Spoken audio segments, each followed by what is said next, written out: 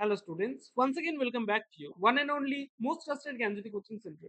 তো তোমরা যারা তোমাদের ইউনিভার্সিটিতে তোমাদের যাদের ফার্স্ট সেমিস্টারে ইএনভিএস অর্থাৎ এনভায়রনমেন্টাল স্টাডিজ যাদের রয়েছে, যেটাকে বাংলায় বলা হচ্ছে পরিবেশ বিদ্যা, এই সাবজেক্টটি যাদের রয়েছে তোমরা জানো তোমাদের এমসিকিউ পরীক্ষাতে, এবং এমসিকিউ নিয়ে কিন্তু আমি ধারাবাহিকভাবে কিন্তু আমার ক্লাসেস গুলোতে আলোচনা করছিলাম। ঠিক আছে, ফার্স্ট লেসন থেকে অনেকগুলো ভিডিওস মানে আমি দিয়েছি তোমাদের এমসিকিউর উপরে। ঠিক আছে, এবং সেকেন্ড লেসন থেকে আজকে কিন্তু আমাদের পার্ট নাম্বার 5 নিয়ে কিন্তু আলোচনা করবো। ঠিক আছে, এটা কিন্তু পার্ট নাম্বার আমাদের 5।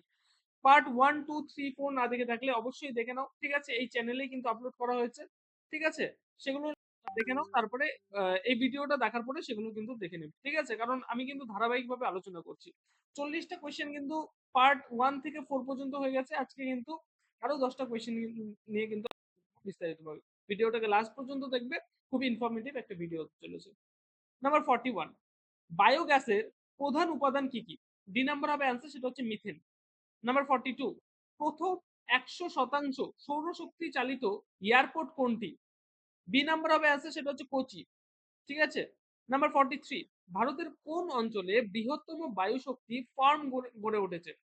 সি নাম্বার হবে অ্যান্সার, সেটা হচ্ছে সি নাম্বার হবে অ্যান্সার, সেটা হচ্ছে জয়সলমীর। ঠিক আছে, নাম্বার 44, শক্তি উৎপাদনে কোন উৎসটি প্রযুক্তিগত উন্নয়নের ফলে অধিক উন্নত হয়েছে? এ নাম্বার অফ অ্যান্সার, সেটা হচ্ছে বায়ু শক্তি। নাম্বার 45, পৃথিবীর জলসম্পদের প্রধান উৎসগুলি কি কি? ডি নাম্বার হবে অ্যান্সার, সেটা হচ্ছে সবকটি, ভৌম জল, ভূপৃষ্ঠের মিষ্টি জল, ঠিক আছে, সমুদ্র জল, সবকটি হবে হচ্ছে অ্যান্সার, ডি নাম্বার। নাম্বার 46, পৃথিবীতে প্রাপ্ত মোট জলের কত ভাগ মহাসাগরীয় জল রয়েছে? সি নাম্বার অফ অ্যান্সার, সেটা হচ্ছে 97%। ঠিক আছে, তো স্টুডেন্টস পরবর্তী আরো 4টা কোয়েশ্চেন আলোচনা তোমাদের বলবো।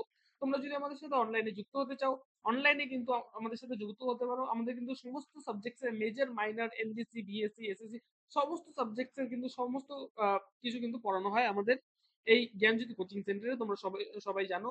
ঠিক আছে, এবং একদম একটা স্বল্প মূল্যের বিনিময়ে কিন্তু আমাদের পড়ানো হয়। ঠিক আছে, প্রত্যেক সপ্তাহে একটা করে ডাউট ক্লিয়ারিং সেশন হয়।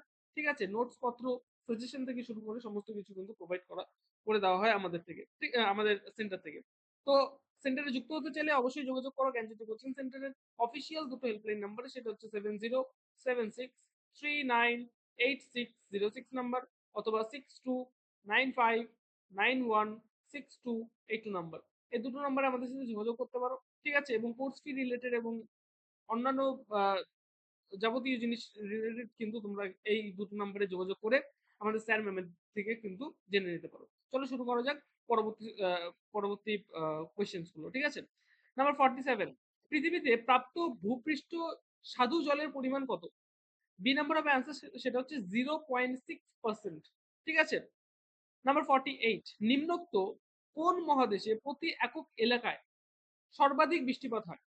ডি নাম্বার অফ অ্যান্সার, সেটা হচ্ছে দক্ষিণ আমেরিকা। নাম্বার 49, নিম্নোক্ত কোনটি দাক্ষিণাত্য মালভূমি নদী নয়? এ নাম্বার অফ অ্যান্সার, সেটা হচ্ছে তিস্তা।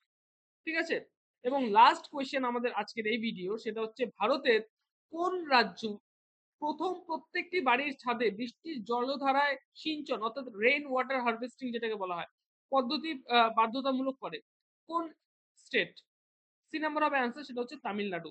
ঠিক আছে, তো স্টুডেন্টস এই 10টা কোয়েশ্চেন তোমরা খাতায় নোট ডাউন করে রাখো, কারণ এই সমস্ত কোয়েশ্চেন কিন্তু পরীক্ষায় আসার সম্ভাবনা কিন্তু খুবই বেশি থাকে।